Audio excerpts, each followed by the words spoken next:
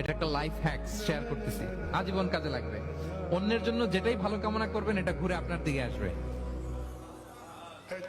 অনেকে বলে হুজুর ওর জন্য দোয়া করে আমার কি লাভ?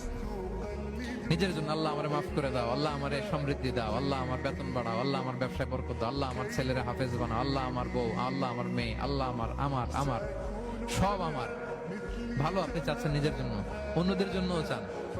আল্লাহ আমার সব ভাইদেরকে মাফ করো, আল্লাহ আল্লাহ আমার গোটা মুসলিম উম্মাকে তুমি বরকত দাও, কল্যাণ দাও, নেতৃত্বে আসার তৌফিক দাও, আল্লাহ সবাইকে সুস্বাস্থ্য দাও। এটা ফিরে আপনার দিকে আসবে। অন্যের জন্য শুভকামনা বহুগুণ বৃদ্ধি হয়ে নিজের দিকে রিটার্ন করে। বিষ্ণু সাল্লাল্লাহু এটাই বলেছেন, মা মিন আবদিন মুসলিমিন ইয়াদউ লিআখিহি বিযাহরিল গায়বি ইল্লা ক্বালা লাহুল মালাকু ওয়া লাকা বিমিসলিন।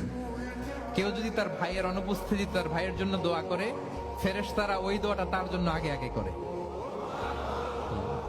তাহলে অন্যের জন্য শুভকামনা করলে, দোয়া করলে লাভ না লস? ধরেন আমি মোশাররফ ভাইয়ের জন্য দোয়া করলাম যে আল্লাহ মোশাররফ ভাইকে তুমি সুস্থ করে দাও, তখন ফেরেশতারা বলে আল্লাহ যিনি দোয়া করতেছে তার যদি কোনো রোগ বালাই থাকে আগে তারে সুস্থ করে দাও।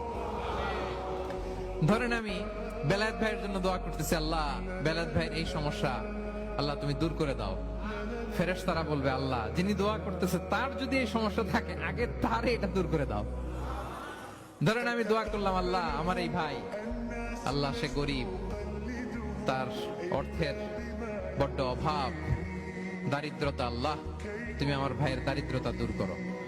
ফেরেশতারা বলে ওয়ালাকা বিমিসলিন, তোমার জন্য এটা, মানে আল্লাহ যিনি দোয়া করতেছে তার যদি অর্থের প্রয়োজন থাকে আগে তার দারিদ্রতা দূর করে দাও। তাহলে বলেন তো অন্যের জন্য দোয়া করলে লাভ না লস? অন্যের জন্য ভালো দোয়া করলে এটা নিজের দিকে আসে।